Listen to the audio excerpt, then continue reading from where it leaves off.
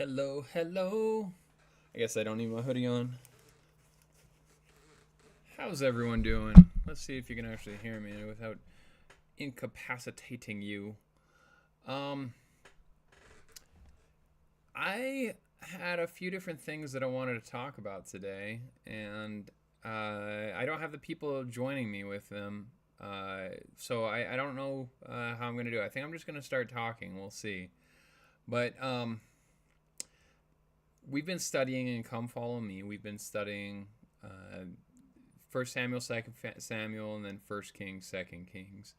And at this point, we're in the story. We're at David and Bathsheba, and also everything that comes from that, and then Solomon. And yet, despite that, I kind of wanted to return and talk about David versus Goliath. A few lessons ago, I talked to my family about the Pardes or Paradise system, which is a system that's supposed to help us understand the Bible better by helping us understand the thinking that the writers of the Bible were going through. So there's the Pardes is a basically an acronym. So the P stands for Peshat, which means the story level, like the very basic, most grade school picture book story level. Like this is just what does the story tell us. Then you got the R, which is remez. Remez means hints and things that I include more in that than I think you should, but hints about like what the different understandings of the story could actually be telling us that maybe we're not getting from the story. I include some extra things mostly because I think that in our culture, our modern culture, we don't know enough about Hebrew culture, about the scenario that they were living in, or even about the Bible, how the Bible is made, to be able to properly understand just the different levels that like might not have been so hidden to the writers, but are kind of hidden to us. So that's the remez. And then we have the D, which is Darash, or I don't know if it's or Midrash, but I always see it as Midrash as well.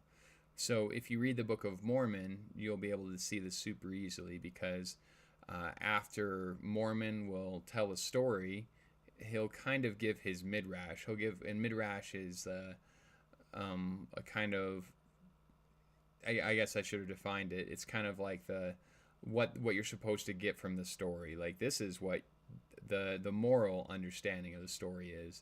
So after someone does something bad in the Book of Mormon or something good, Mormon will say, and thus we see that the righteous gain the rewards of God, or and thus we see that the wicked always get justly rewarded, or something like that. And it's a fairly straightforward interpretation of the scenario. But before we move on to the next part, there's I just would like to point out that for all that we say that it's pretty straightforward, these are all different people who have put these things together. The Bible and the Book of Mormon, they're different people that have done it. So that means that we're looking at it through their lens, and they're looking at it through the lens of whatever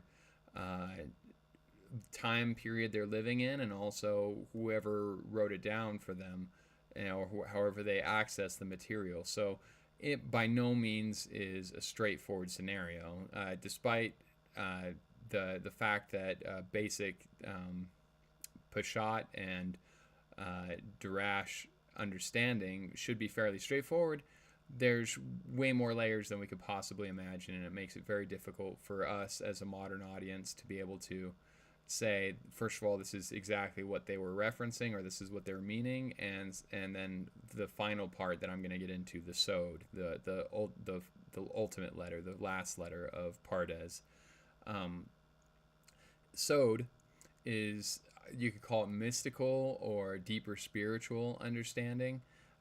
It's a meaning that is not evident on the surface. You have to look at the remez and you have to understand it, looking at it through temple or spiritual eyes, and you'll be able to understand that level.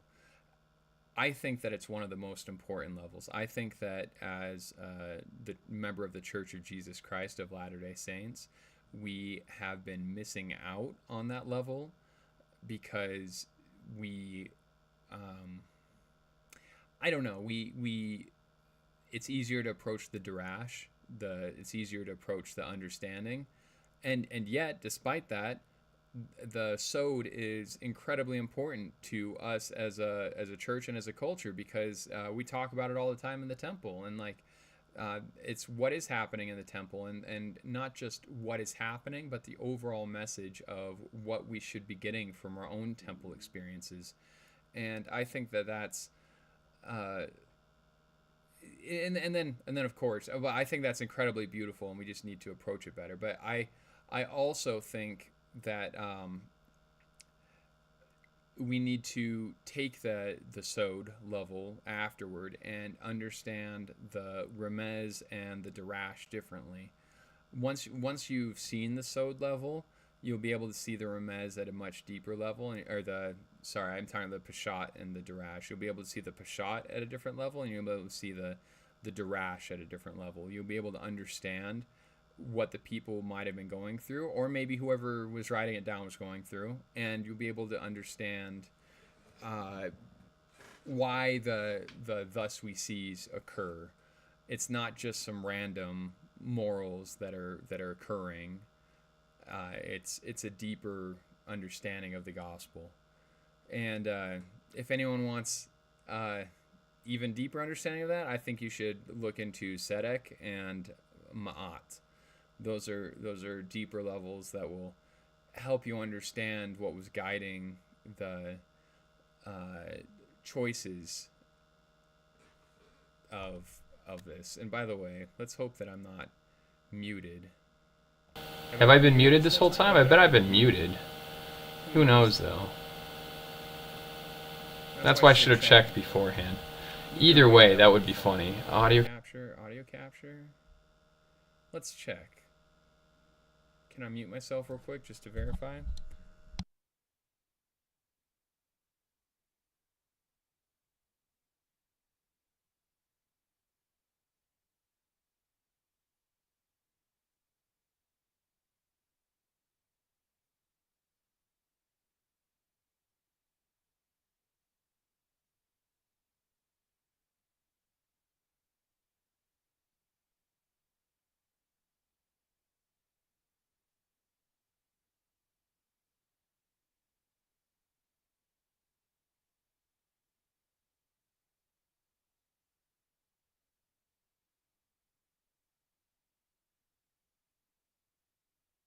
And it looks like we're good, so I'm going to continue. But that also means there's going to be a nice little blank spot when I was checking things. They just updated the system that I use, and I just updated it, and so I'm missing things. Anyway, let's get back to the point. So I wanted to give that just because I think Pardes is a super helpful guide to break down scriptures in a way that we can actually understand what's happening, and then help them with our own lives. That's the last step that I think that we need to do, is we need to take these people who are going through these situations and apply them to our own lives. We need to act as if we are that person, and only by doing that do I think that we can actually comprehend some of the choices they had to make, the decisions they had to make, and gain the spiritual knowledge that the scriptures are supposed to teach us. I think if we treat them as third persons, we're not going to be able to they'll always have a lesser meaning. We have to treat ourselves as those characters. So this one's super easy for me because we're going to be talking about David and Goliath, and I am David. That is my name. And what I kind of want to go through is I want to go through the Pardes aspect of it. So this is A fairly simple story. I'll keep it as easy as simple as possible. We're in 1 Samuel 17. You have a giant, a Palestinian, Goliath from Gath, who is enormous, carrying a huge spear, heavily armored, which I'm going to say some things in the Peshat, which later I'll mention again the Remez, but I want you to know that it's not a new fact. It's mentioned in the Peshat. Um, he's heavily armored, and he's sent out kind of in like supposed to be one-on-one combat with the Israelites, but the Israelites aren't sending anyone to fight him. So he's sitting there kind of terrorizing everyone. Um, then you have David, who's a younger brother to some of the warriors who are out there, and he is normally defending his flock, but he brings food over to his brothers, and he sees them all cowering, and not just them, but all the Israelites cowering in front of this giant, and he kind of says, you know, like, why are you allowing this guy to defy the God of Israel? So what happens? David offers himself to go and fight against the giant. Somehow Saul is like, okay, let's get you some armor. We'll put you on some armor, and you can go fight the giant. And he ends up refusing the armor. Then what does he actually take? He takes his staff, his sling, and 5 smooth stones, and then he defeats Goliath with just 1 stone. Then, very importantly, I think, David kills him with his own sword, and the sword of Goliath becomes important to the Israelite, the Judean or Israelite culture and nation. I'll say Judean just because I know that David was there. So let's get to Remez. So let's talk about some of the hints that I might have like skimmed as I was talking about the story, about the Peshat, or some background knowledge that will help us understand the deeper meanings of it. So you have, like I said, real ancient warfare patterns. You have the armies that are kind of, they have like fighting season, and they'll go out and they'll be ready to fight. And what we have is you'll have a champion who's representing the armies or being an intimidation factor for the armies. You have slingers. David was a slinger, deadly weapon. He boasted of it as a shepherd, how he killed the bear and the lion. And now let's go into like some of the symbols as well. So you have David, who is not just portrayed as a young boy, but it's specifically as a shepherd. And then he's kind of put in contrast to Saul, who is the king, and specifically the warrior king. So you have that contrast happening right there. But then who does David call out the king actually is? He says the king is God, and the Philistines shouldn't be mocking our country and our God.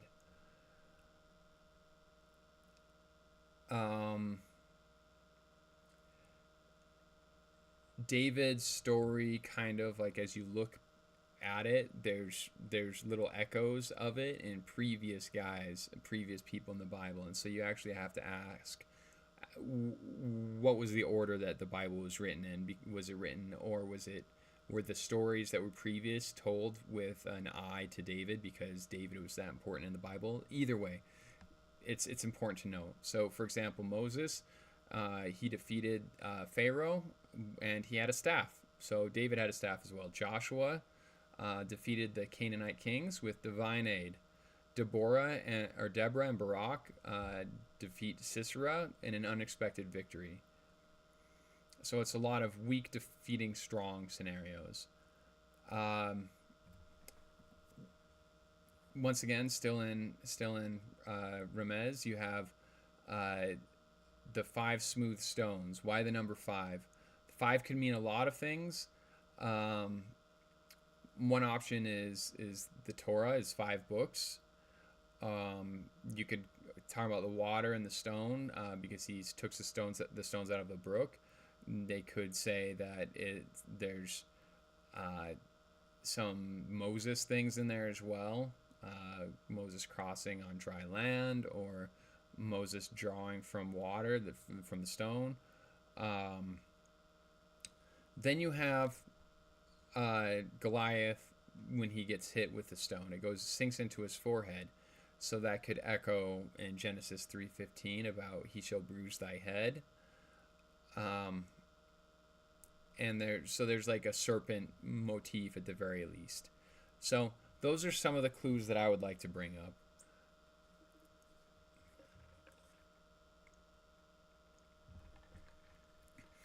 Now we can go to the Darash. The Darash, like I said, is the teaching or the interpretation of the story.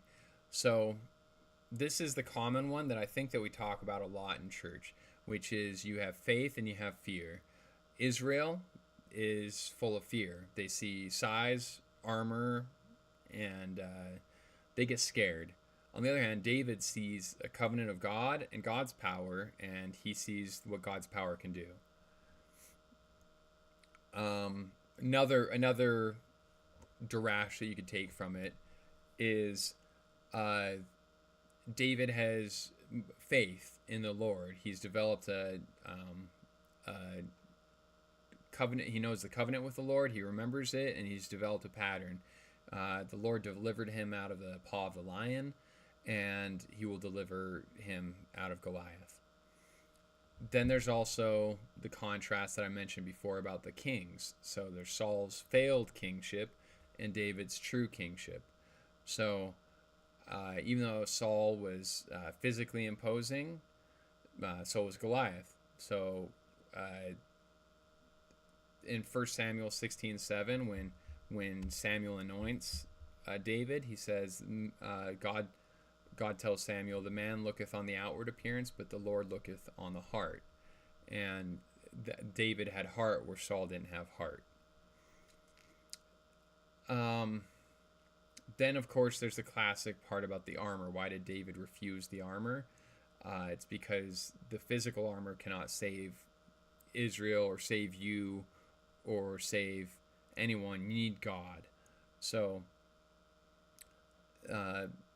physical armor cannot save.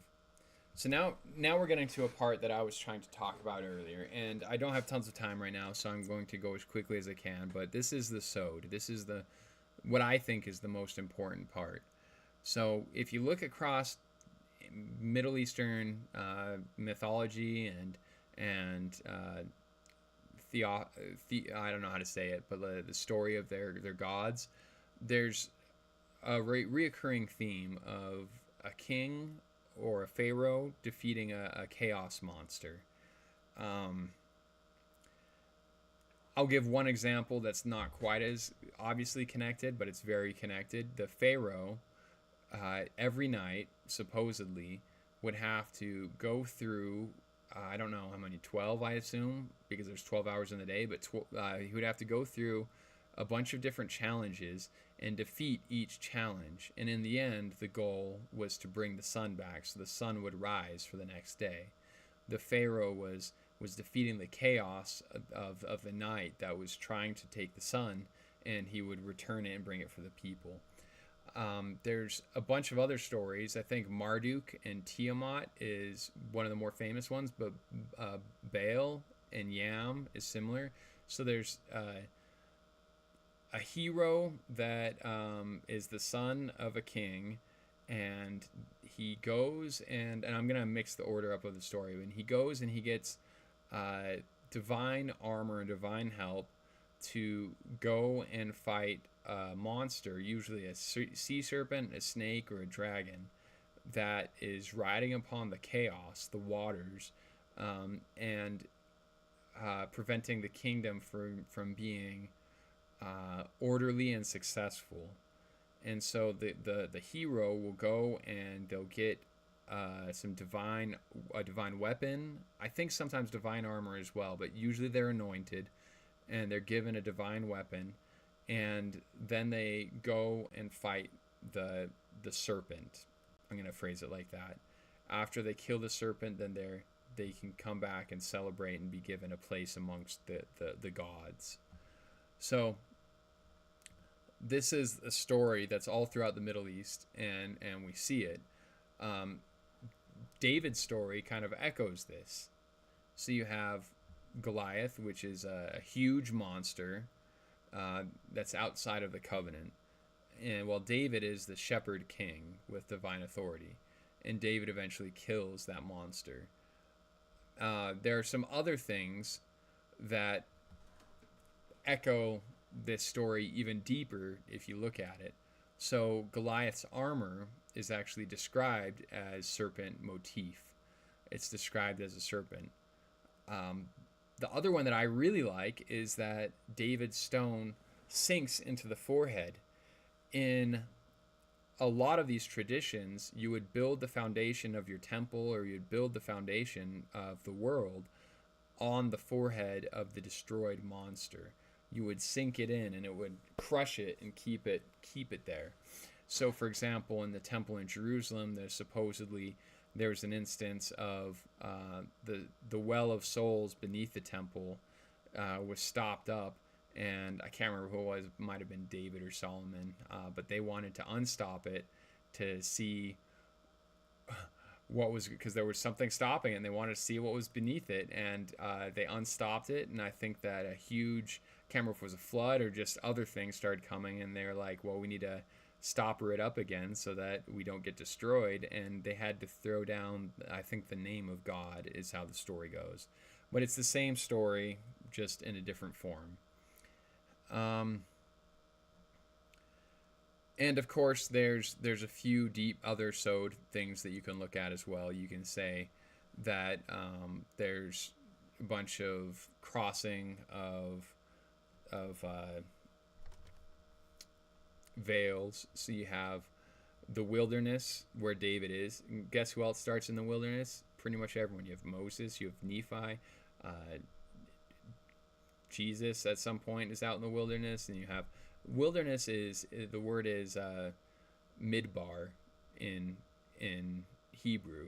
Midbar is midbr or mdbr, which is also the name of the whole, DBR is the name of the Holy of Holies. So it's connected to the Holy of Holies, or at least the voice of God. So maybe it's the voice of God starting the journey. I don't know. That one's a complicated one. I don't have an answer for that. But David goes from the wilderness as a shepherd to going through a royal elevation with the Temple Association, and he eventually becomes king. So it's a theophoric journey, or it's an ascension at least. Then you have connections with the Messiah, connections with Christ. So you have David born in Bethlehem, Christ born in Bethlehem, defeats this enemy, Christ defeats death, and then they become king.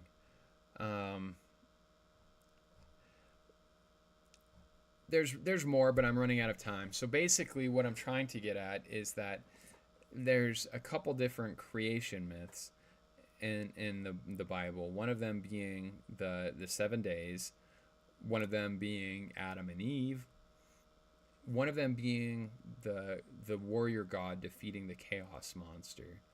And all of these, I think, are parallels with each other. I think they're same and different. They're kind of different versions of the same thing.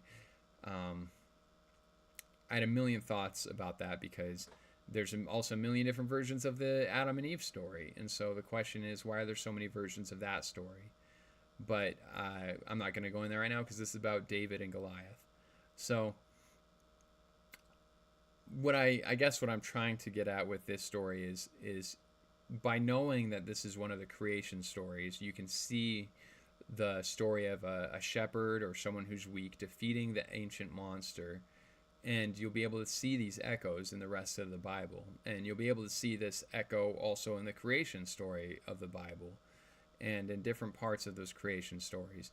And you'll be able to say, oh, the ancient scribes and prophets who were in the Bible talking about these things were playing with some of these ideas, and maybe that's something that we need to understand a little more in our modern day. So anyway, um, one last thing I'll leave with you, just because. Two last things, by all means. First one is that David means beloved, and there's a lot going on with David. Um, why is he beloved? He's beloved by everyone, um, except for Saul at some point, and there's a lot of love or beloved actions going on. At the same time, Christ is called beloved in the history, in Joseph Smith history, and in when Christ was baptized, amongst other times. He's called my beloved son. Um, Sounds very title-esque. I'll say that. Okay. The other thing I was going to say was in when Nephi is going to go against Laban, and he sees him on the ground. He says, "What do I do? I don't want to kill this person." And let me see if I have it pulled up here. But yeah, But the God commands. He's told that he needs to cut off the head of Laban, which is kind of shocking to our modern ears.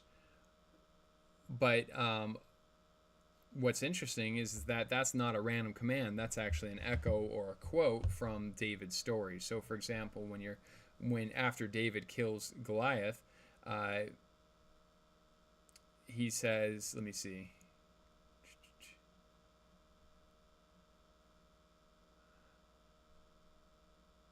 Yeah, of course I'm not going to find it now.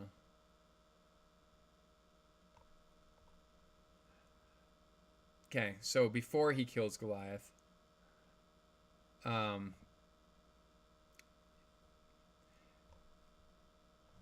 before Nephi kills Laban, yeah, okay, he's told what he has to do. So let me try again. So 1 Samuel 17:46, he's sitting there and he says,